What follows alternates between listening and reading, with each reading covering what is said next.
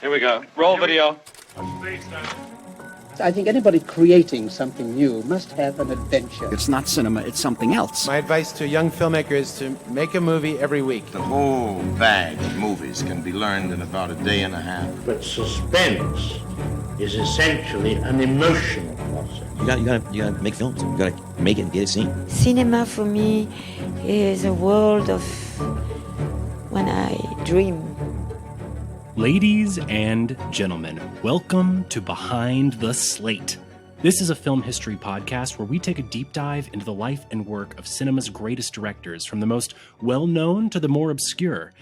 My name is Aaron Strand, and as both a movie lover and a fan of history, I am so excited to go on this journey with you. I want to start off by saying welcome to everybody. You know, if you're someone who doesn't watch a lot of movies or maybe only watches more recent films, welcome. I hope what you hear inspires you to search your streaming apps or, if available, head down to your local art house theater or video store and watch something you otherwise wouldn't have. You know, quote unquote cinema is not some exclusive club. There are no doormen, no gatekeepers, no dress code. This is the people's art form. Yeah, I really can't stand people who are like, oh, if you haven't seen this obscure Norwegian documentary about an old woman pooping on a tree, you can't talk about movies. No, that's ridiculous. These stories are meant to be understood and enjoyed by everybody. Now, if you're a seasoned cinephile, you know, hoping to talk about obscure shorts shot on Super 8 or the subtle editing choices of Dziga Vertov, you know, I'm probably going to be covering some familiar ground, but in doing so, I hope you get a chance to learn some new things and hopefully reconnect with whatever made you fall in love with these films and filmmakers in the first place. And that's the thing. I mean, there are so many great films and filmmakers out there. You know, despite being an art form that's only 130 years old, the diversity is astounding. That's one of the barriers to entry that a lot of my non-cinephile friends tell me that they have. You know, where do I even start? Well, I feel you. In fact, as I began planning this podcast, I was overwhelmed by this question. Do I go chronologically? Well, then I'd have at least an entire season talking about silent film. Not the best way to build an audience for a new podcast. Do I go by genre? Well, you know, that felt kind of repetitive. I wouldn't want to listen to a whole season of French New Wave, you know, talking about an endless series of chain-smoking French dudes and Agnes Varda. Ultimately, I decided that I wanted to share these stories in the same way that I watch movies, jumping across genre, geography, and time period, you know, just finding common connections and themes between wildly different artists. So, this first season is titled Strangers in a Strange Land, filmmakers whose lives and careers were defined by a major geographical move. And sometimes these moves were by choice, sometimes by accident. Sometimes these artists were refugees. Sometimes the moves worked out and sometimes they backfired.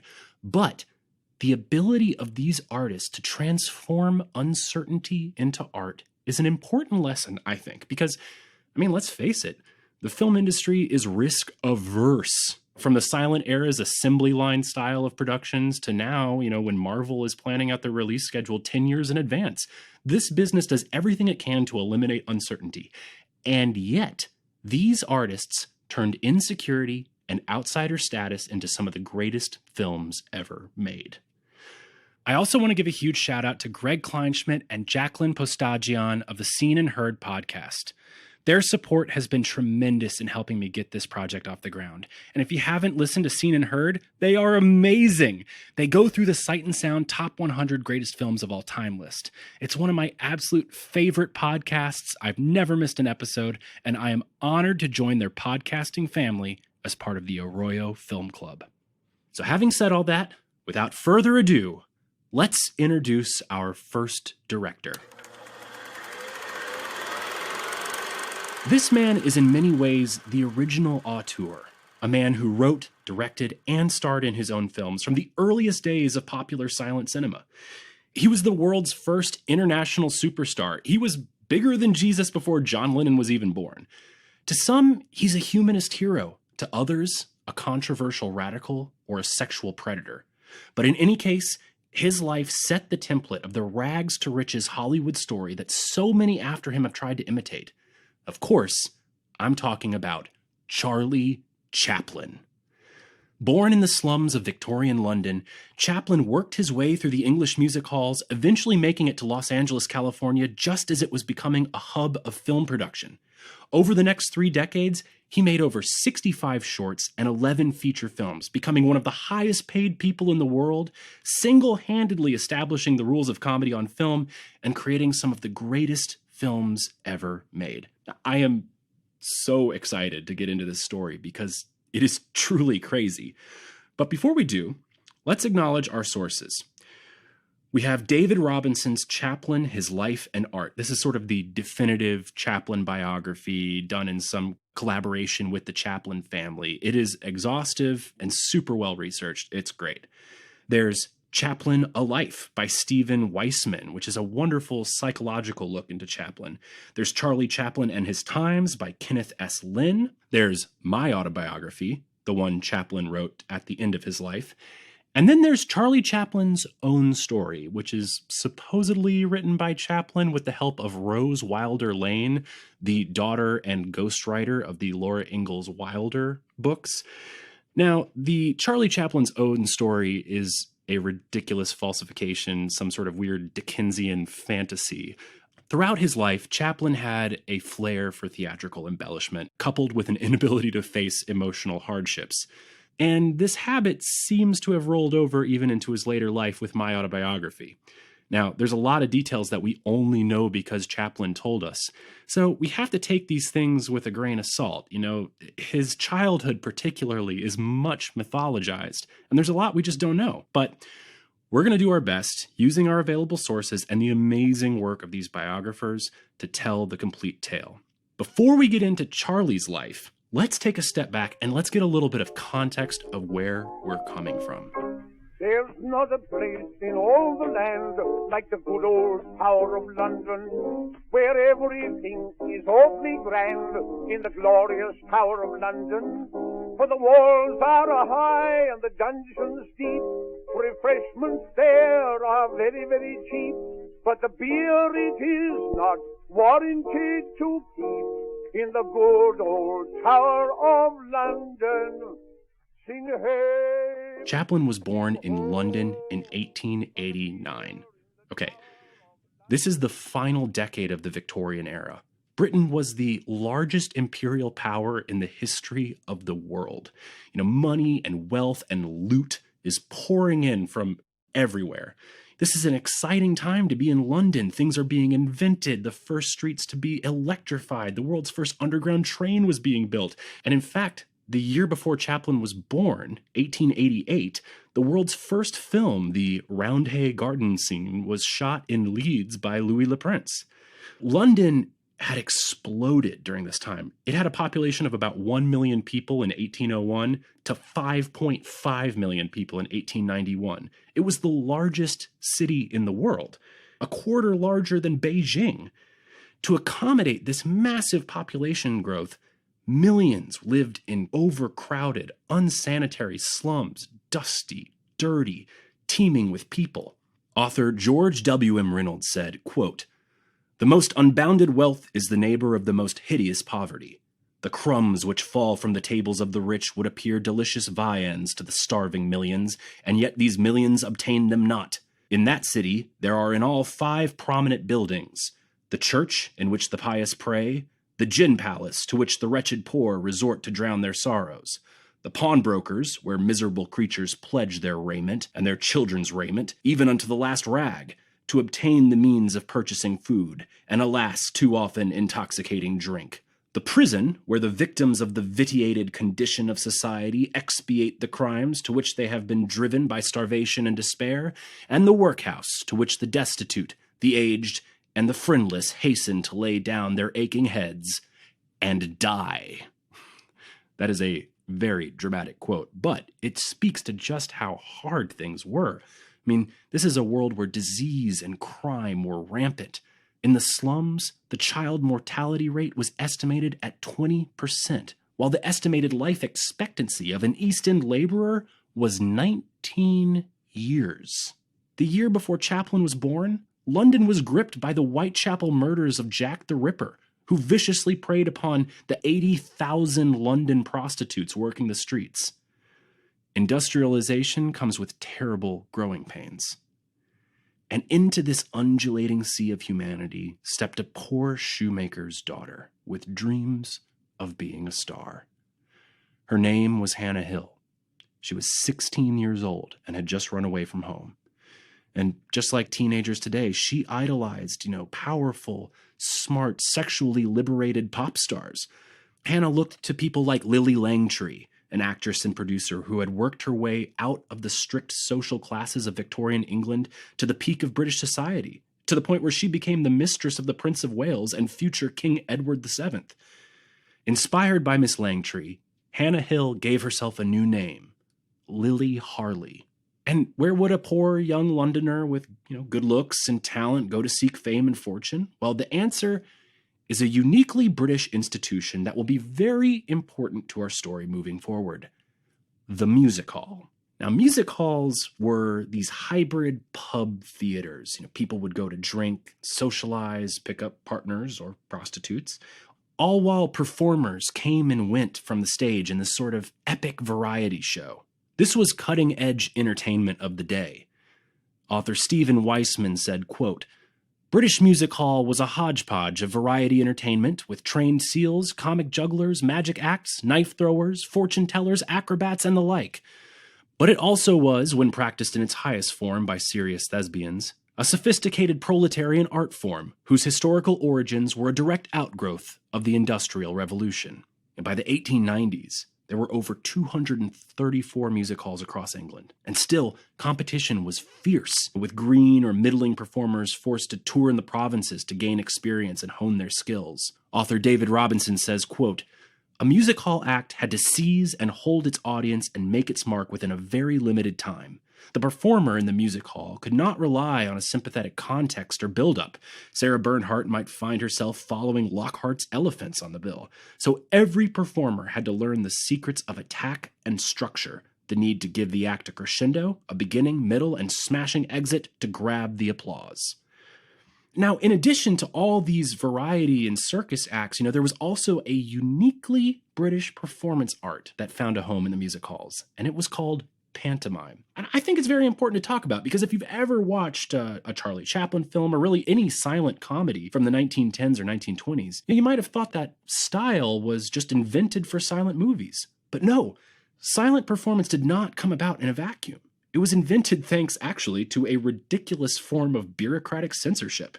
150 years earlier, in 1737, the British government effectively banned spoken theater outside of a few royal theaters that were sanctioned. This was all done over licensing disputes. But this is Britain, the country of Shakespeare and Marlowe. Theater is deeply a part of its culture. So to get around laws, British theater owners developed a form of silent entertainment where characters emoted the story through gesture and facial expressions and large, exaggerated makeup.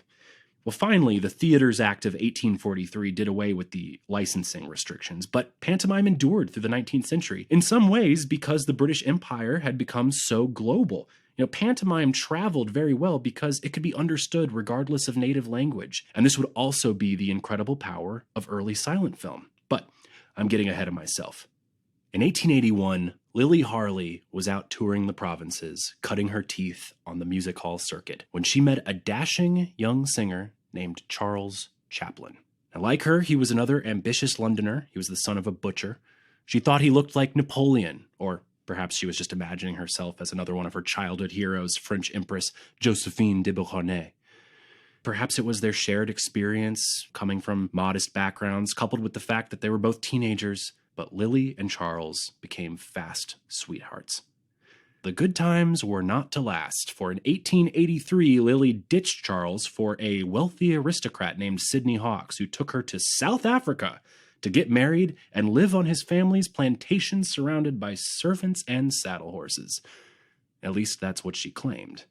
Later, Lily would change the story, saying Sidney Hawkes was a Jewish bookmaker from the East End.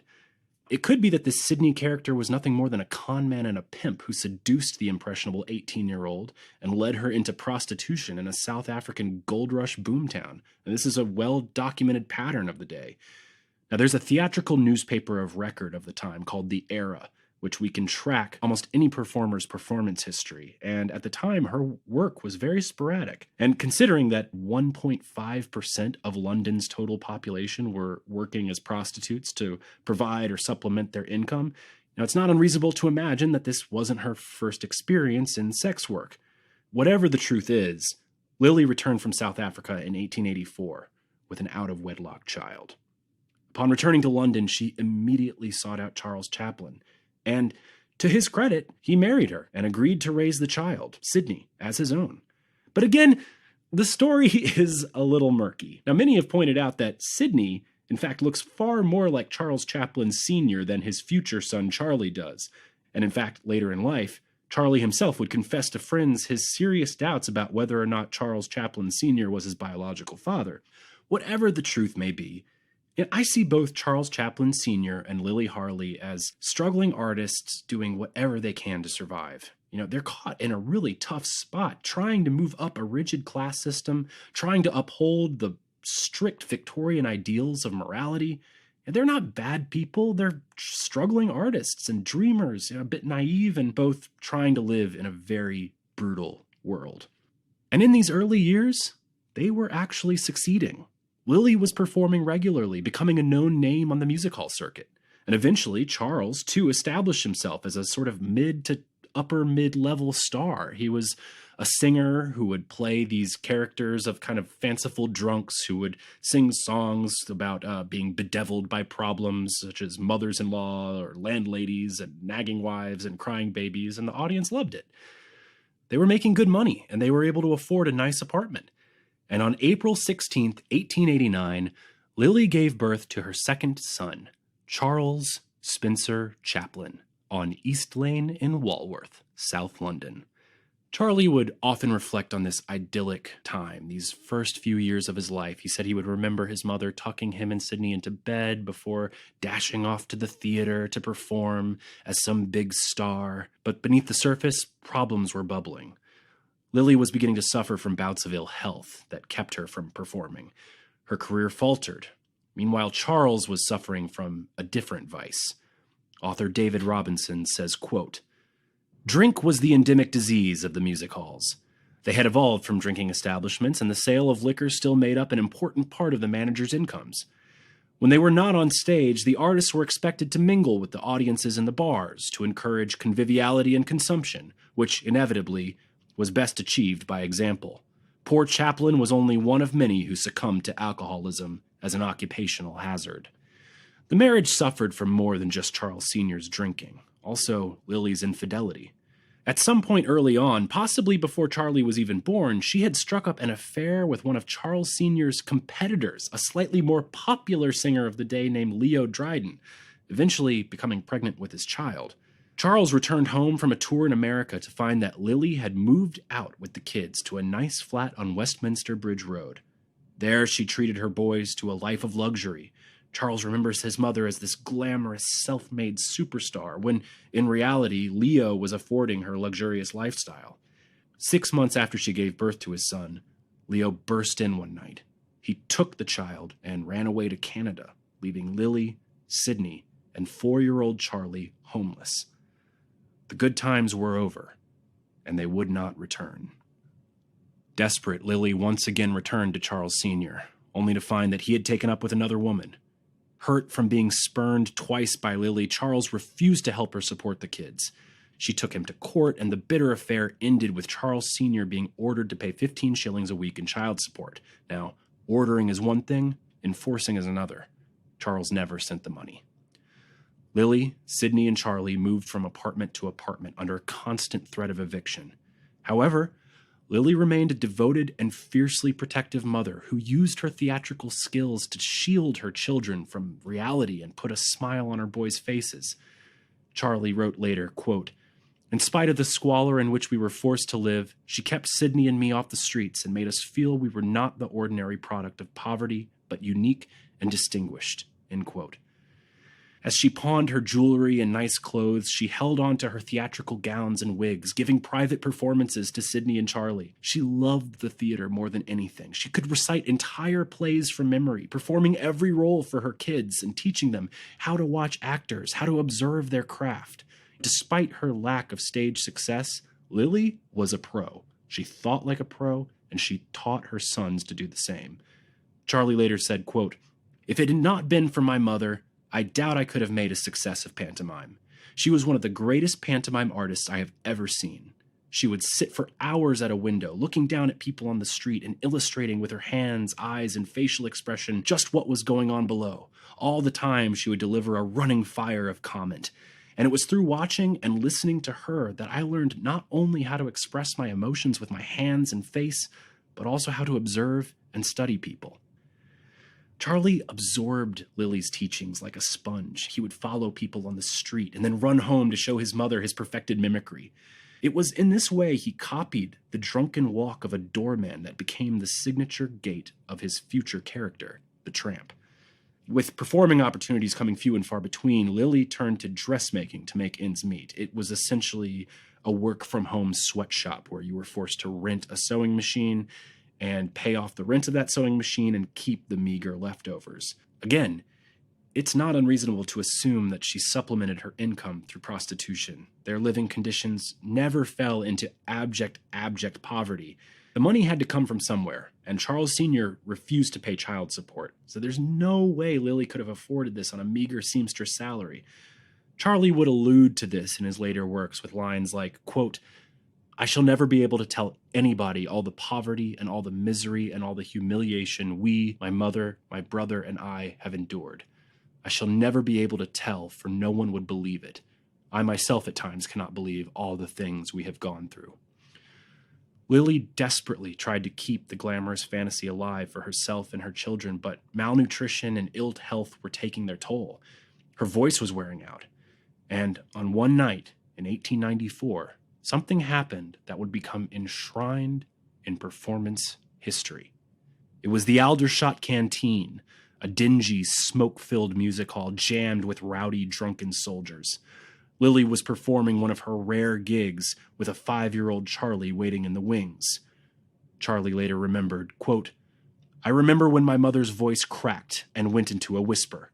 The audience began to laugh and sing falsetto and make catcalls. My mother was obliged to walk off the stage.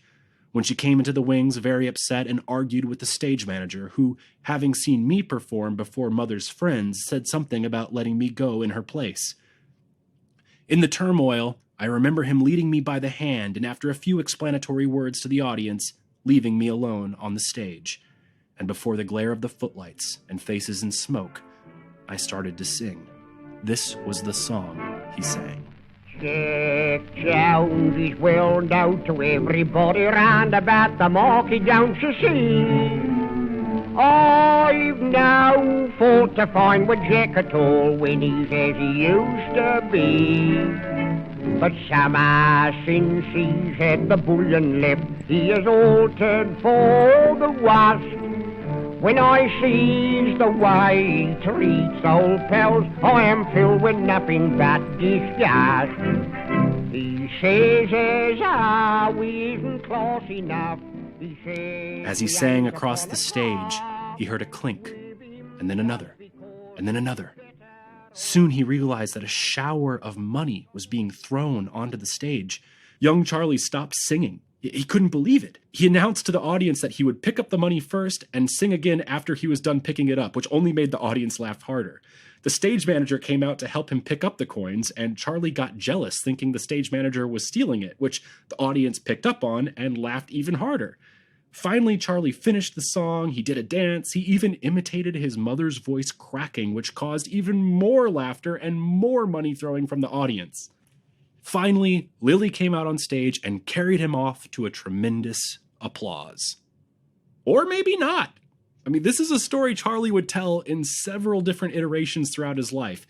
There is no record of Lily Harley being on that bill that night. Maybe this is all a Chaplin fantasy, a story he told himself about saving his struggling mother that he told so many times he began to believe it.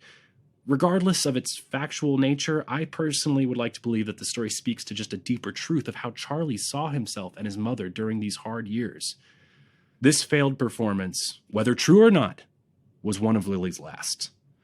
The dream of Lily Harley was over. She once again took her original name, Hannah, She called herself Hannah Chaplin because technically she was still married to Charles Chaplin Sr. She turned to religion, becoming a fervent, born-again evangelical. Part of her hoped God would restore her voice. Another part of her was moved by Christ's forgiveness for the fallen.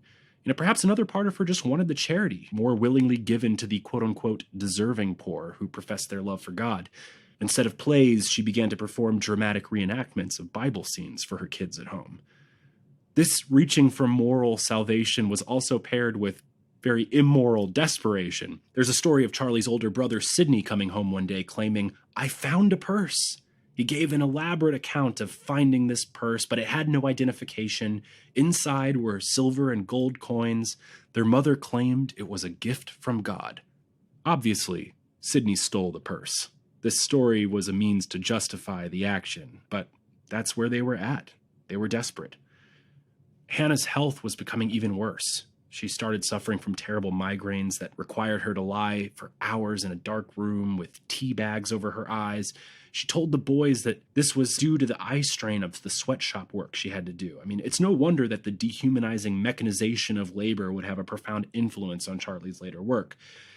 For 2.5 miserable years, she bounced in and out of the hospital until finally, in 1896, Hannah had a mental breakdown and was hospitalized into the Lambeth Infirmary. What we know now is that Hannah's long run of ill health was the result of the onset of syphilis, a fact that a later doctor's note would confirm. Who knows when she contracted it? Perhaps it was on her trip to South Africa all those years ago, or perhaps it was from a one-night stand or a passing John. But once she went into the Lambeth Infirmary, she was separated from her children. Sidney, age 12, was shipped off to a vocational program to learn how to become a sailor. Charlie, aged 7, was loaded into a horse-drawn bakery van and moved 12 miles out of the city to the Hanwell School for Orphans and Destitute Children. Living in the orphanage and separated from his protective brother Sidney was a traumatic experience, to say the least. He was immediately diagnosed with ringworm, which forced him to be quarantined, have his head shaved and covered in iodine before joining the other 1,147 inmates. Hanwell was not the worst of the Victorian-era workhouses, but it was not good. An official report from the time describes that each child had about a 6x6 area to play in. This place was cold, they were not given adequate clothing, particularly to go outside. The report said, quote, "Even the teachers suffer from mental depression due to the dull monotony and want of mental life in the whole establishment. Undoubtedly, the general tendency of living in the school is to, as it were, run all our children into a mold." They were also subjected to cruel yet not unusual forms of discipline common to British schools throughout the 19th and 20th centuries. Chaplin writes, quote, "Every Friday, Punishment Day, was an elaborately choreographed ritual purposely designed to instill unquestioning obedience in the abject inmates. At 10 o'clock, we marched in order into the gloomy armory and were left to stand at silent attention, staring at the implements of torture, a vaulting horse, an easel with straps upon which hung a cane, the birch, and the cat. After a half hour of suspense and anticipation of the horror to come, there entered solemnly the doctor, a master, 2 assistants, and the dreaded Captain Hundrum, the disciplinarian. Striding up to a spread-eagled victim whose trousers were down and buttocks exposed, with his wrists strapped to the vaulting horse, with the swoosh of a cane as thick as a man's thumb, Hundrum left 3 pink welts across the victim's bottom, while the entire assemblage of 500 boys looked on in terrified amazement. In this environment, Charlie developed a disdain for authority and rigidity that never left. He was in Hanwell for 18 months. I mean, for a kid, that must have felt like an eternity. Now, in this terrifying environment, Charlie used the coping mechanisms he learned from his mother. Charlie would stay by himself, pretending to be a very rich and grand person. He even regaled his fellow inmates with stories about his glamorous mother, the famous actress. Quote, "They tried to break my spirit at Hanwell. They never succeeded." But in another sense, Charlie retreated into his imagination and never left. Much later, the Polish actress Pola Negri, who had a highly publicized affair with Chaplin in the 20s, said, quote, "It was as if a part of Chaplin had never grown up. He was at his best when he created situations to which he could react with the confusion and bashful awkwardness of the young. His ability to bring out maternal feelings was one of his greatest assets with the opposite sex. She would go on to describe the thousands of letters he would receive from women all over the world wanting to look after him. He saw his mother periodically during his time at Hanwell. Sometimes she would visit him, or he would be sent home for a day before Hannah would then check back into the asylum. Her glamour and beauty had been worn by stress, poverty, malnutrition, and illness. She appeared ragged and much older than her true age of 33. On September 15th, 1898, Hannah Chaplin was fully committed to the Cane Hill Lunatic Asylum with this heartbreaking admission note. She has been very strange in manner, at one time abusive and noisy, at another using endearing terms, has been confined in a padded room repeatedly on account of sudden violence, shouting, singing, and talking incoherently, complains of her head and depressed and crying this morning, dazed and unable to give any reliable information, asks if she is dying, states she belongs to Christ Church, she was sent here on a mission by the Lord, says she wants to get out of this world. When Sidney told Charlie what happened, Charlie insisted that she wasn't insane, but had instead, quote, deliberately escaped from her mind, as if she were taking a vacation from reality. With Hannah fully institutionalized, the civic authorities decided Sidney and Charlie should be placed into the care of their sole remaining able-bodied parent. So they loaded him up in the horse-drawn cart and left him at the home of their father, Charles Chaplin Sr. Still performing regularly, Charles Chaplin Sr. lived in a nice apartment on Kennington Road in a Commonwealth marriage to a woman named Louise. But his drunkard stage persona had become one with his day-to-day life. Charles was now in the late stages of full-blown alcoholism. He staggered, stumbled, and zigzagged his way through performances, family dinners, and multi-day blackouts. Charlie watched him with fascination, mimicking his mannerisms, his drunken stupor, desperate for the attention from the distant father figure he'd always dreamed of. His partner, Louise, was also an alcoholic, and she was very resentful of the kids from another woman being unceremoniously dumped on her doorstep. She grumbled and complained, and threatened violence, particularly to the 13-year-old Sidney, who spent more and more time away from the house. This dynamic exacerbated the couple's already vicious codependent cycle. The more hurt and rejected Louise felt by Charles Sr.'s neglect, the more unpleasant she became, and the longer he stayed away. This was very confusing for a young Charlie. He also saw the good side of his father. Quote, there were times when he was charming and tender and would kiss her goodnight before leaving for the theater. And on a Sunday morning, he would breakfast with us and tell Louise about the vaudeville acts that were working with him and have us all enthralled. Other times, Louise would lash out at her drunkard husband by locking his children out of the house or denying them food out of spite. On one occasion, Charles Sr. came home and upon hearing what she'd done, threw a heavy clothes brush at her, knocking her unconscious. This was the alcohol-fueled insanity that defined their relationship. Charlie and Sid spent more and more time away from the house, walking up and down Lambeth Walk, picking food out of the trash to eat. Thankfully for the kids, Hannah was once again released from the hospital. Her sanity returned, she rented a flat and a sewing machine, and rescued her boys from their untenable living situation. Now, perhaps because he just spent an extended time with his kids for the first time in his life, Charles Sr. was a bit more willing to pay up his child support. But he helped out in another way. He contacted an old friend, William Jackson, founder of the boys' clogging troupe 8 Lancashire Lads, and introduced him to his son, Charlie. Jackson and his wife invited Charlie to join the group. It's basically like little boys doing river dance. Hannah appreciated that they were both devout Catholics and whose own children performed in the act, and they were by all accounts responsible and good managers. Charlie was given room and board and a little cash for roughly 3 shows a night.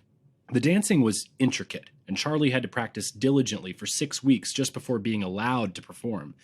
He was now a working performer in the music hall circuit. This would be Charlie's life for 2.5 years, and it was a formal education. Despite being a tough boss, the Jacksons kept his life safe and regimented. Quote, it was good training, fitting us for the harder work that comes before the goddess of success began to throw her favors around. Now, this group performed throughout the provinces and at all the big music halls in London. They even performed at the brand new London Hippodrome, which was a mind-blowing performance venue of the day. Listen to this description of this music hall. A palace of marble, mosaic, gilt, and terracotta, which could be flooded with 100,000 gallons of water or converted within 60 seconds to a dry performing space by raising up platforms which lay at the bottom of the artificial lakes. It was at this venue that Chaplin and the other Lancashire lads were invited to perform in a production of Cinderella starring the Spanish-born clown Marceline. This clown was very important because his stage presence and outfit, a too small coat, a grotesquely wide short trousers, and feet turned out encased in shoes that were too long and turned up at the ends, these were no doubt a big influence on Charlie's later character. And Marceline is an incredible story of his own heartbreaking show business story. He was once the world's most famous clown before eventually fading into obscurity and committing suicide in 1927. In this scene, in this production of Cinderella, Charlie was supposed to be a cat. He was like cat number 2. He had no lines, but Charlie, being Charlie, upstaged the scene by sniffing the rear end of one of the other kids who was playing a dog, and then, having captured the audience's attention, sniffed out a spot on stage and mock urinated by raising his leg, then turned to the house and started flirting with the audience before sauntering off the stage to great applause. He was immediately grabbed by the stage manager and told, "Never do that again or you're fired." While touring with the 8 Lancashire lads, Charlie would sit in the wings studying some of the great comedians of the day. There was Dan Leno, Marie Lloyd, Zarmo, the comedy tramp juggler. He would imitate them and then come home and entertain the other lads with his mimicry. He picked up an encyclopedic knowledge of gags, jokes, routines. Later, his Hollywood collaborators would frequently comment on his mind like an attic or refer to him as an encyclopedia of comedy. And keep in mind, at this time, having never gone to school, he was completely illiterate. Toward the end of his run with the 8 Lancashire lads, his father, Charles Sr., was not well. The music hall community threw him a benefit concert in which Charlie performed. Shortly after the benefit concert, Charlie saw his father in a pub. He was sitting in a corner, sick, swollen. He had one hand Napoleon-like in his waistcoat, as if to ease his breathing. Charlie was shocked by how terrible he looked. For the first time in his life, Charles Sr. hugged and kissed his 12-year-old son. It was about a week later that Charlie was walking down the street with his mother. There was a woman dressed in rags, her head shaven, her face dirty. She was being tortured by some boys, mocking her in the street. To Charlie's shock, his mother approached this woman and said, "Eva? Eva Lester?" She was an old friend that Hannah had known from her early days performing in the music hall. This was a woman who was once praised as, quote, "one of the prettiest and most fascinating songstresses we have." Hannah took Eva in, fed her, cleaned her, gave her what clothes she could spare. Eva disappeared back into the night and was never seen again. Shortly after this, Charles Sr. died from cirrhosis of the liver. He was 37 years old. His obituary in the theatrical newspaper The Era was absolutely heartbreaking. It read, "Our readers will hear with regret, but without surprise, of the death of poor Charles Chaplin, the well-known mimic and music hall comedian. Of late, poor Chaplin was not fortunate, and good engagements, we are afraid, did not often come his way." Brutal, brutal obituary. Hannah and Charlie attended the funeral along with some of the extended Chaplin family. He was buried in a pauper's grave. Afterward, the Chaplins all gathered in a pub for lunch and then dropped Hannah and Charlie off at their home. When they got there, they found they had no food and no money. Charlie sold an old oil stove to a passing junk seller.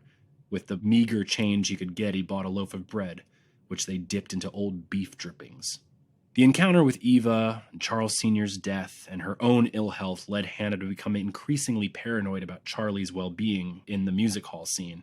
She badgered the Jacksons about Charlie's intense performing schedule until finally they cut him from the 8 Lancashire lads. Hannah forbid Charlie from ever again performing. With Hannah back to doing sweatshop work and attending fundamentalist revivals on the weekends, Sid working as a merchant sailor, Charlie did his best to help support the family. Over the next 2 years, he worked as a flower seller, a baker's boy, a doctor's boy, a barber's boy, a dentist's assistant, a page boy, a butler, a street cleaner, a waiter, a janitor, a prop man, a glass blower, a boy who feeds paper into a printing press, a street hawker of old clothes, a dance instructor, and he made and sold toy boats made out of paper. Despite all this work, the acting bug had bit Charlie. Behind his mother's back, Charlie would put on his best collar and visit the H. Blackmore's theatrical agency, one of the top theatrical agencies in London, requesting any parts for boy actors. He registered his address with the office and yet never heard anything. He went to this office periodically until his nice clothes became too shabby to go anymore. There were also some anecdotes from friends at the time that Charlie would be experimenting with dancing or comedy acts that he would rope friends into. He would come up with the incredibly British names of Bristol and Chaplin, millionaire tramps, and Ted Prince's nippers. Chaplin later wrote, quote, "Even when I was in the orphanage, when I was roaming the streets trying to find enough to eat to keep alive, even then I thought of myself as the greatest actor in the world. I had to feel that exuberance that comes from utter confidence in yourself. Without that, you go down in defeat."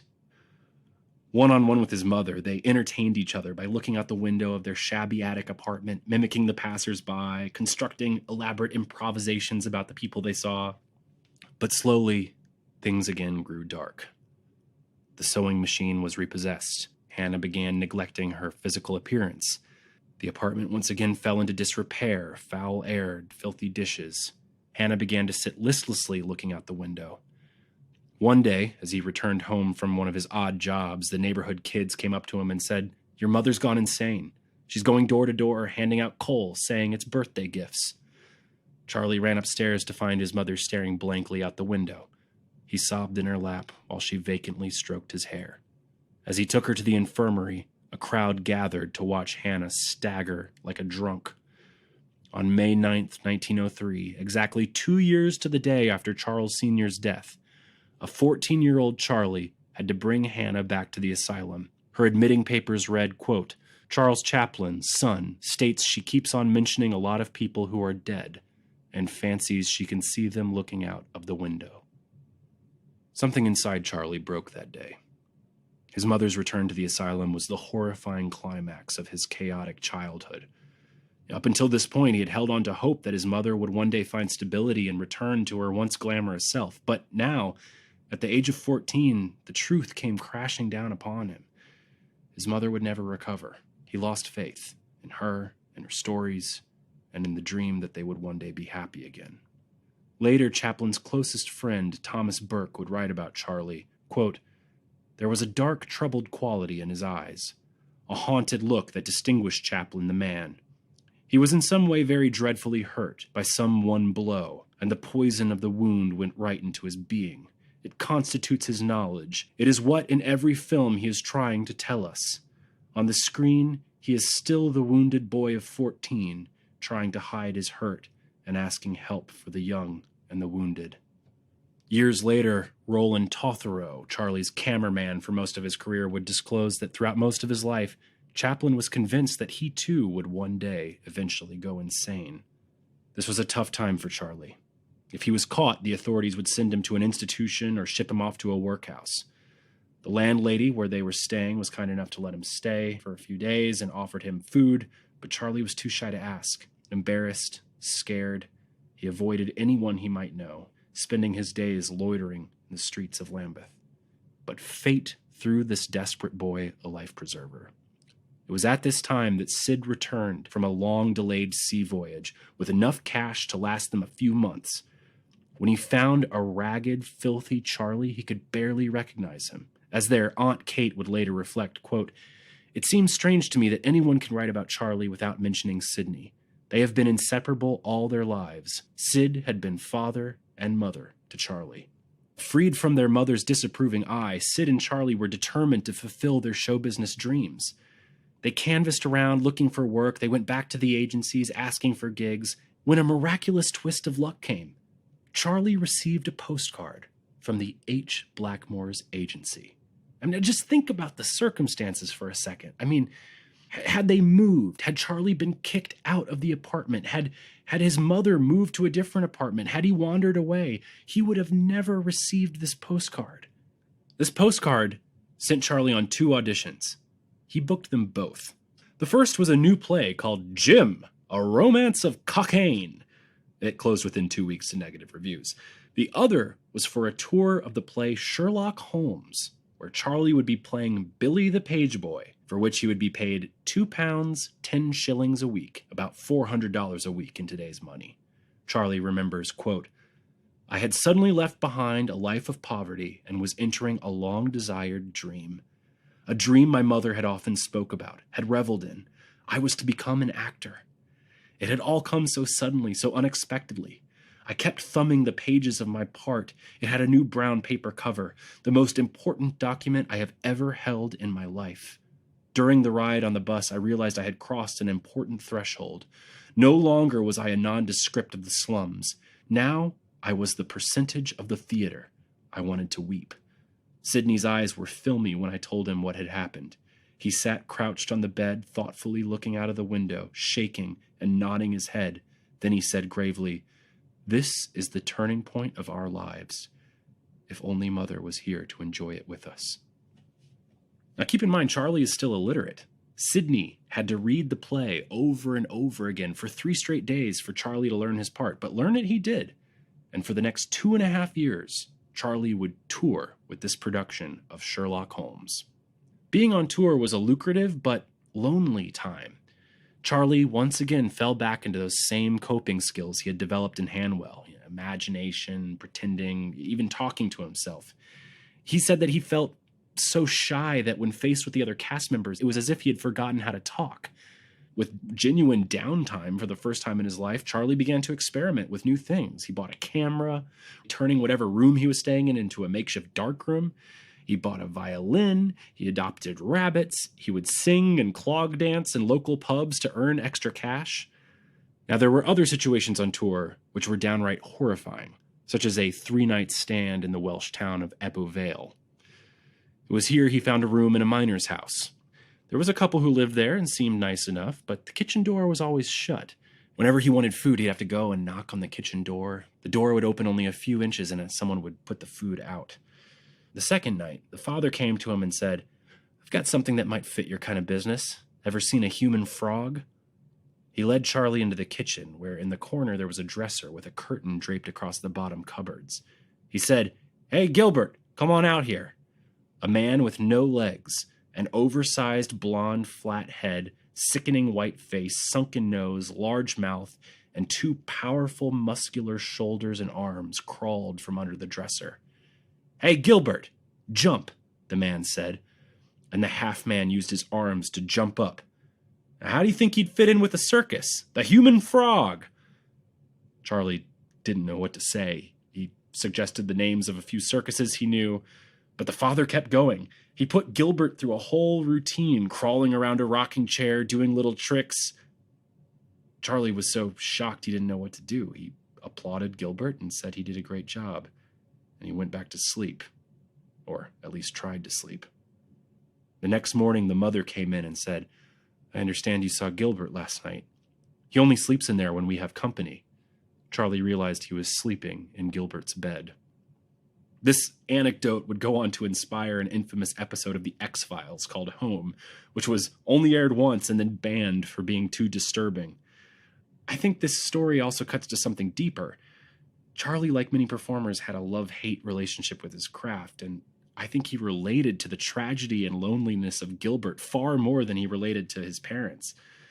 I think some part of him always felt sort of like a performing freak, different, misunderstood, and alone. Later on in the tour, when a role opened up, Charlie managed to get Sid a gig. For the first time in their lives, they were both actors. Additionally, Hannah was released from the asylum. The boys decided to celebrate by inviting her to meet them on tour and lavishing her in their newfound luxury. They commissioned a deluxe apartment, filled it with flowers, and arranged a dramatic dinner. But when she got off the train, Charlie was shocked to see his mother, aged, heavy, severely depressed. All her old theatricality was gone. They sat in uncomfortable silence. She was indifferent to the fancy meals and lodgings. Eventually, the boys agreed that it would be best if Hannah just went back to London. They bought her an apartment, gave her a living stipend. She would never go hungry again. And yet, within a year, she would once again be committed to the asylum. And although Hannah would live for a long time to come, her sanity never returned. Now, Charlie re-signed to tour with Sherlock Holmes several times, and his popularity grew. Eventually, he was hired to play Billy the Page Boy on the West End, opposite William Gillett, the American playwright-actor who had co-written the stage version of Holmes and originated the part. He played for celebrities, he got rave reviews, he performed for the royal family, and was considered Britain's greatest boy actor. He was even invited to the funeral of Sir Henry Irving, the first ever actor knight. Of course, Charlie was elated. He had arrived. He had surpassed anything his mother and father could have ever dreamed. But with this newfound fame also came an ego. Cocky and a little bit conceited, Charlie began looking for his next big role. But there was nothing to be found. When an old-school casting director kept him waiting too long for an audition, only to tell him that it was for a touring production, Charlie said, "Madam, I am not accepting out-of-town engagements." He walked out of the office and didn't work again for 9 months. Secretly, Charlie had hoped that Gillett would invite him to America and that he would become his newfound mentor father figure. But when the run of Holmes ended, no offers came. 16 years old, Charlie was suddenly out of work. Quote, "Whores, sluts, and an occasional drinking bout weaved in and out of this period, but neither wine, women, nor song held my interest for long." He had outgrown his boyish looks. He had to face the fact that rather than being the next big thing, his success may have been due to some fortuitous typecasting. After all, he still had his distinctive Cockney accent. Now, while Charlie searched for a home on the legitimate stage, Sidney was doing slapstick comedy back in the South London music halls. Charlie resisted, not just out of pride, but in a way he had always been afraid of the audience. Perhaps it was since that first performance when his mother was heckled off stage. He preferred the stuffy official theaters where actors could safely perform behind the fourth wall. He could have given up. He wanted to be a great tragic actor, but in the end, he swallowed his pride, he trekked back across the Thames to the South London neighborhoods he had thought he'd left behind, and joined Sidney doing comedy. His first part was playing a bungling plumber's assistant in clownish face paint. Now, I myself, in some small way, can really relate to what Charlie was going through. I myself went to school for theater, and coming out of school, I had some really great opportunities and great parts working in off-Broadway theater in New York. But as life has it, things did not go my way, and I ended up having to move back home to Athens, Georgia. I'm back in this small hometown. I didn't know what else to do, so I auditioned and booked a part in a local community theater production. Waiting backstage for the curtain to come up in that community theater and getting ready to step out in front of that small audience was such a blow to my ego. I can only imagine what Charlie must have felt, having once been hailed Britain's next great boy actor, and now all of a sudden playing this bungling plumber's assistant. But as is so often the case with these life-changing moments, this was the very decision that would lead Charlie to his future. He would learn how to combine tragedy and slapstick, and this would be the defining quality of his art for the next 50 years. Using the same diligence he had displayed when learning the intricate Lancashire clog dancing, he set about learning slips and falls of slapstick comedy. After a brief tour in the Plumbers Act, he auditioned and got a part in a traveling troupe of teenage comedians called Casey's Circus. Charlie spent 15 months in this troupe. He later quoted that this time rebuilt his confidence, and he learned to love the magical rhythm of making an audience laugh. Quote, "I had stumbled upon the secret of being funny unexpectedly. An idea going in one direction meets an opposite idea suddenly, and ha-ha, you shriek. It works every time." That raw talent that had pushed him to be a butt-sniffing cat at the Hippodrome had become studied and refined, just like his mother taught him. His comedy had real professional technique behind it. Eventually, he grew out of his teen troupe and was once again without a job. And this is a moment he decided to go out on his own. At the time, Jewish comedians were all the rage in London. He decided to make a, quote, older Jewish costume and fashion a one-man act filled with songs and jokes that he took from an American joke book. Based on his reputation with Casey's Circus, he booked a week's trial at Forrester's Music Hall, which was in the center of the Jewish quarter of town. He said, quote, "My future hopes and dreams depended on that trial week. After Forrester's, I would play all the important circuits in England. Who knows? Within a year, I might rise to be one of vaudeville's biggest headliners," end quote. He even gave out tickets to a young girl that he was boarding with who had a big crush on him. The night of the show, he was super nervous, putting on this ridiculous Jewish getup. He steps out on stage and starts talking in a exaggerated Jewish accent. Immediately, the audience starts throwing orange peels, stamping their feet and booing. And these people were mostly refugees from ghettos and pogroms of Eastern Europe. He started to talk faster. He got nervous. The audience starts blowing raspberries and pelting him with little coins until he ran off the stage. He went to the dressing room, grabbed his makeup, and never returned to the theater. When he got home to the boarding house, he found out that the girl who liked him went to see the show, but when he saw her the next day, she didn't mention it. Charlie was mortified. He realized how horribly his anti-Semitic act had come off. He was embarrassed. His next few gigs were also failures, and his confidence reached an all-time low. He was beginning to wonder if he was even on the right path. Once again, Sid came to the rescue. By this time, Sidney had become a star in what was the greatest comedy entertainment of the day, Fred Karno's Speechless Comedians. Fred Karno, who went by the fantastic nickname of Govna, was the king of music hall sketch comedy. He had over 30 touring companies that went all over the world. Think of him as like a Cockney Lorne Michaels with 30 different SNL casts touring at all times, except they're actually funny. And these shows were wildly successful, with top billing performers earning upwards of £30 a week, way more than Charlie's £2 a week salary with Sherlock Holmes. Karno was a genius. He put a great emphasis on ensemble work.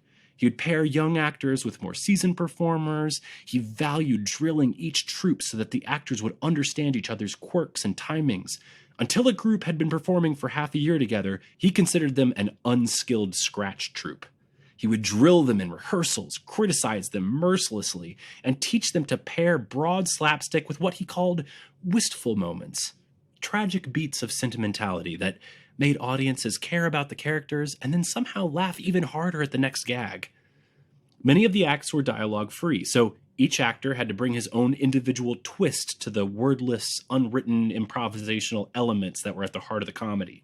And this kept the acts fresh and kept audiences coming back for more and more and more. Stan Laurel, of Laurel and Hardy fame, was a fellow Karno comedian. He and Charlie would become roommates on their later American tours together. And he said, quote, "Fred Karno didn't teach Charlie and me all we knew about comedy. He just taught us most of it. If I had to pick an adjective to fit Karno, it would be supple. He was flexible in just about everything, but just as importantly, he taught us to be precise. Out of all that endless rehearsal and performance came Charlie, the most supple and precise comedian of our time." And Karno wrote most of the sketches himself, but Sid had found so much success that he was now writing and developing acts for the Karno troops. And it was because of this affection and trust for Sid that Fred Karno had Charlie come audition. He later said, quote, "Sid was accompanied by a young lad, very puny, pale, and sad-looking. He seemed undernourished and frightened, as though he expected me to raise my hand and hit him. Even his clothes were too small for him. I must say that at the first moment he seemed much too timid to do anything good on the stage, especially in the knockabout comedy shows. Still, I didn't want to disappoint Sidney, so I took him on." He agreed to let Charlie play a supporting role in his sketch, The Football Match, opposite star Karno actor Harry Weldon. In this sketch, Chaplin was a slapstick villain who unsuccessfully attempts to bribe a slow-witted soccer goalie into throwing the team's championship match. In his opening scene, he was to enter into the team's training gym filled with dumbbells and punching bags. There he was supposed to find the goalie named Stiffy and bribe him. Weldon was a legendary Stiffy, and they said his performance was unforgettable and he would play the part for 30 years. So, after a week's rehearsal, Charlie is backstage, and he's getting super nervous. He's still thinking of that disgraceful failure at Forrester's months earlier. His part is supposed to just be the straight man to Stiffy the goalie, but Charlie wanted to squeeze a laugh out of everything, so he hears his cue, and he runs out on stage, surprising the audience in a giant cape and carrying a cane. He then turns to reveal his tiny mustache and red nose, getting his first little laugh. Building on the audience's expectations, he proceeds to trip over a dumbbell, and as he tries to sturdy himself, tangles his cane in a punching bag, which then punches him back in the face. He fights with the punching bag until he finally extricates himself, but in the melee, he loses a trouser button. So all of a sudden, his pants are falling down. So using one hand to hold up his pants, he uses the other to search for the button. It was at this point that Stiffy enters, but before he could even score his first laugh, Charlie grabs him by the wrists and says, "Quick, I'm undone! A pin!" Harry Weldon, the actor playing Stiffy, was shocked. I mean, none of this was in the script, but his reaction only made the crowd laugh harder. The rest of the sketch proceeded as expected, and Harry's classic jokes got even bigger laughs because Charlie had warmed up the crowd so well. Yet still, Weldon was shaken. This young performer was taking liberties he was not expecting, and he didn't like it. Charlie didn't care. He was elated. Unfortunately, with Sidney out touring the provinces and his mother back in the insane asylum, he had no one to share it with. He walked around London, sipping tea and talking to himself until 5 a.m. as a means to celebrate. Fred Carno came to watch Charlie play 2 nights later, and hearing the anticipatory applause for Charlie's entrance, he knew he had a future star on his hands. He signed him to a 1-year contract. Charlie and Sid were now earning more money than ever. Carno felt he had a major star on his hands, but not everyone in the troupe liked him, particularly Harry Weldon. On one occasion, during a rehearsed stage slap, Weldon smacked Charlie so hard he drew blood, which led to a backstage scuffle. Carno later remarked, quote, "He wasn't very likable. I've known him to go whole weeks without saying a word to anyone in the company. Occasionally, he would be quite chatty, but on the whole, he was dour and unsociable. He lived like a monk, had a horror of drink, and put most of his salary in the bank as soon as he got it." This aloofness and outsiderness would follow Charlie for the rest of his life. But can you blame him? He had been through things, seen things that most people could never understand. He also took his craft extremely seriously and was afraid of the pitfalls that had killed his father. A lot of his fellow actors assumed him to be a self-absorbed, arrogant brat. He was teaching himself how to read, so he spent a lot of time buried in books. Others, like Stan Laurel, saw a different side. Quote, "He wasn't standoffish. The thing people don't know and refuse to believe about Charlie is he's a very, very shy man. He was never able to mix easily unless people came to him and volunteered friendship, or unless he was among people who didn't know him. In many ways, he was still that little boy in the orphanage, retreating to the safety of his daydreams rather than dealing with the reality of the world around him. This was also the wellspring of his talent." Charlie was 19 years old when, from the wings of the Streatham Empire Theater, he saw a 15-year-old showgirl named Hetty Kelly. She came off stage and asked Charlie to hold a mirror as she checked her makeup. Charlie fell madly in love. He asked her out for a walk a few days later. Charlie said he felt like he was walking in paradise with inner blissful excitement. He walked her home for 3 straight days. They were, saying cutesy little love things together. But on the 4th day, the conversation became awkward. She was standoffish. He became nervous. He started pressing her, asking, "Don't you love me? Would you marry me?" She was non-committal, saying, "I don't know, I like you, but I just met you." Fearing imminent rejection, Charlie said, "I've let this go too far. I think we should never see each other again," hoping that she would say, "No, come back, I love you." Instead, she said, "Goodbye, I'm sorry," and then she walked away. When Charlie went to her house the next day, he met her mother instead. He begged to see Hetty, but when she came downstairs, he froze and, trying to be funny, said, "I've come to say goodbye again." She said, "Goodbye," and left. In total, he had known her for 11 days, had seen her 5 times, and never spent more than 20 minutes with her at a time. And yet, the experience left an indelible mark on Charlie. He claimed that most of his on-screen ingenues were versions of Hetty. He held on to the fantasy of a reunion with her for the rest of his life until he finally learned of her death. After a year with Carno, Charlie convinced the governor to give him a big break and play the role of Stiffy in the football match. Harry Weldon was furious, but Carno agreed, and so, at the Oxford, the most important music hall in London, Charlie's name appeared at the top of the bill. This would mean that on his next salary, Charlie could start making the big bucks. But on the day of the show, Charlie lost his voice. The audience couldn't hear him. He flopped. Carno was furious. Charlie assured him he would do whatever it took to get his voice back for the next night. It's strange how on the brink of success his voice left him, just like it had happened to his mother and his father before him. It's as if his inner demons reared up and psychosomatically took hold of him. Sid took him to a doctor. They spent the day gargling and taking lozenges. No luck. They get to the theater that night, more gargling, more lozenges. Carno comes in and tests Charlie. Still no voice. With only a few minutes to curtain, Carno tells Charlie he will not perform. Charlie broke down and cried.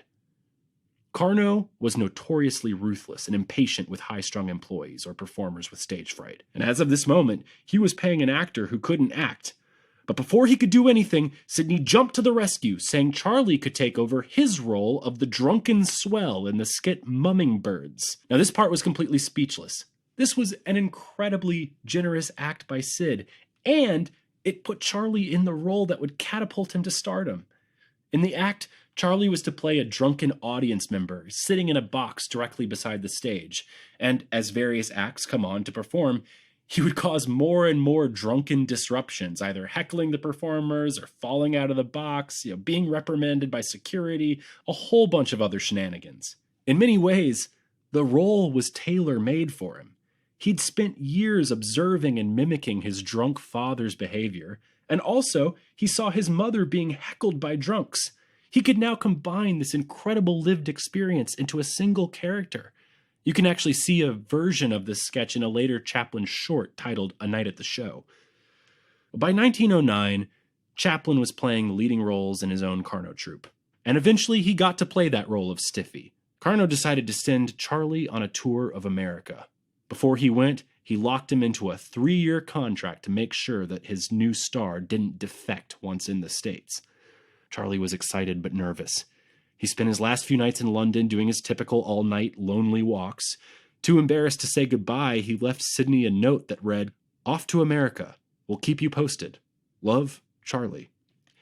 They arrived in New York in April of 1910, playing a new Carno sketch called The Wow Wows. Charlie played some guy trying to gain entrance into a secret society. Carno thought it would be a big hit in America because America had a lot of secret societies, I guess. Instead, they bombed. Charlie would remember, quote, "To say the least, failure in a foreign country is distressing. Appearing each night before a cold and silent audience as they listened to our effusive, jovial English comedy was a grim affair. We entered and exited from the theater like fugitives. The other performers quarantined us as if we had the plague. When we gathered in the wings to go on, crushed and humiliated, it was as though we were about to be lined up and shot." End quote. However, all was not lost. Chaplin was intoxicated with the American dream, the optimistic preoccupation with hustling and the hopes of making it big. Paradoxically, it was because of their failure he had begun to imagine other paths his life might take. Unburdened by the mark of his impoverished class status in Britain, he was determined, no matter what, to stay in America. Now, as chance would have it, on their final week in New York, they ended up playing to an all-British crowd, mostly made up of butlers and valets. They loved it, and a booking agent, who happened to be in the crowd that night, signed the troupe to what ended up being a 2-year cross-country tour by train, where they would perform 3 shows a day in cities such as Chicago, St. Louis, Minneapolis, Denver, Butte, Seattle, Portland, Los Angeles, Vancouver, and Winnipeg. Now, during this tour, Stan Laurel describes the same old Chaplin behavior, bringing it for the shows, and then as soon as the show was over, he would go read Greek or read books about yoga. He would play his violin strung backwards so he could play it left-handed. This is not to say that he was some kind of artistic Puritan. His other pastime was women, particularly sex workers. Due to the nature of constant touring, coupled with a fear of emotional attachments, these were the types of sexual encounters a 20-year-old Charlie sought out. Chaplin returned to the UK in 1912, only to find that Sidney had gotten married and sold their apartment. Feeling without a home and like Sidney's third wheel, he jumped at the opportunity to go back to America on tour. Quote, "This time I felt at home in the States, a foreigner among foreigners, allied with the rest." Although not as exciting, this next tour was very profitable. After 6 months on the road, performing 3 shows a day, 7 days a week, the company took a week off in Philly. Chaplin had a bunch of money in the bank, and he wanted to treat himself. So he goes and he buys a stylish dressing gown and a suitcase. He books himself into a room in the Manhattan at the Hotel Astor at a luxurious $4.50 a night. And Chaplin, all dressed up, takes the train to New York and checks into the hotel.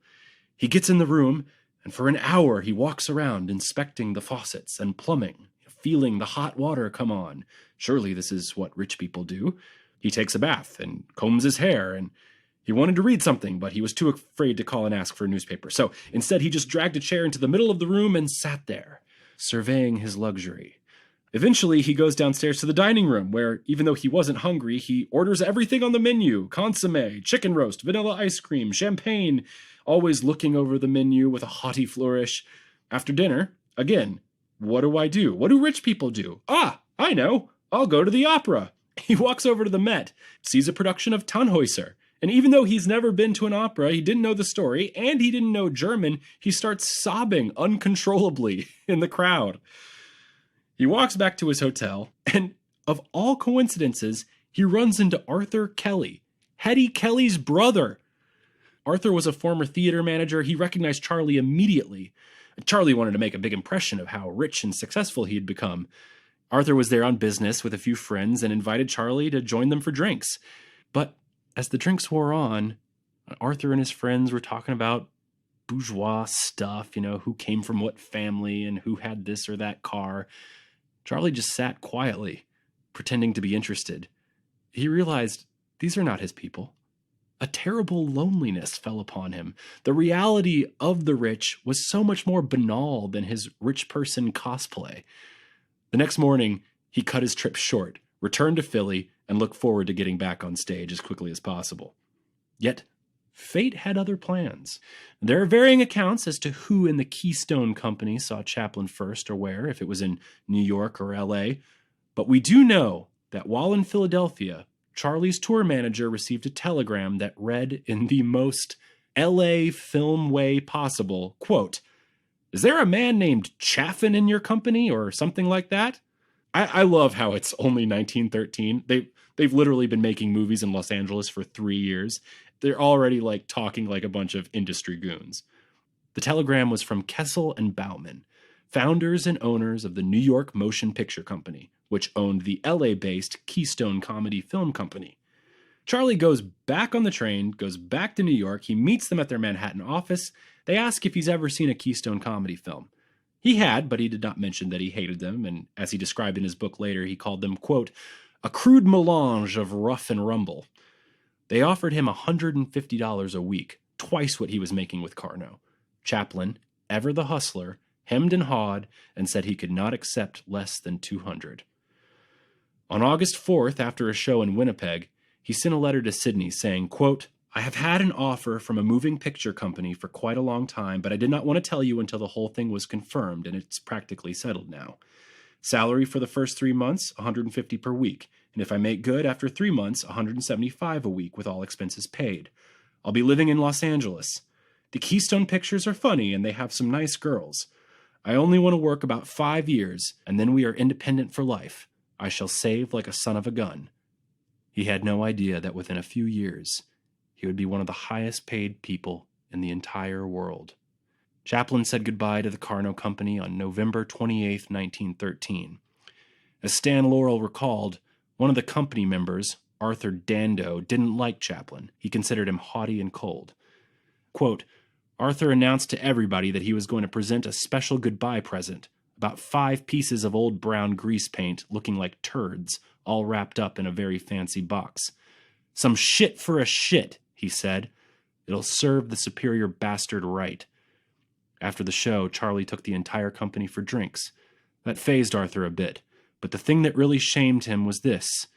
Just after his final curtain with us, Charlie hurried off to a deserted spot backstage.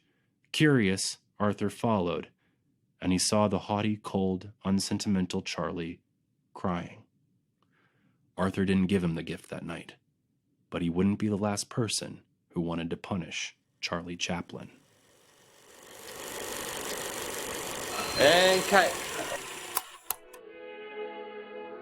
On the next episode, Chaplin goes to California and meets the king of silent comedy, Max Sennett.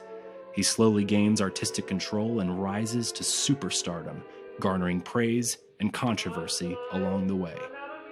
Behind the Slate is an official podcast of the Arroyo Film Club. If you like what you heard, don't forget to subscribe, rate, and review. Hit us with the 5 stars. It really helps us out. If you have any questions, comments, or you just want to say hi, shoot me an email at behindtheslatepod@gmail.com. That's behindtheslatepod @strandedonstage@gmail.com. I would love to hear from you. You can follow me on Instagram @strandedonstage.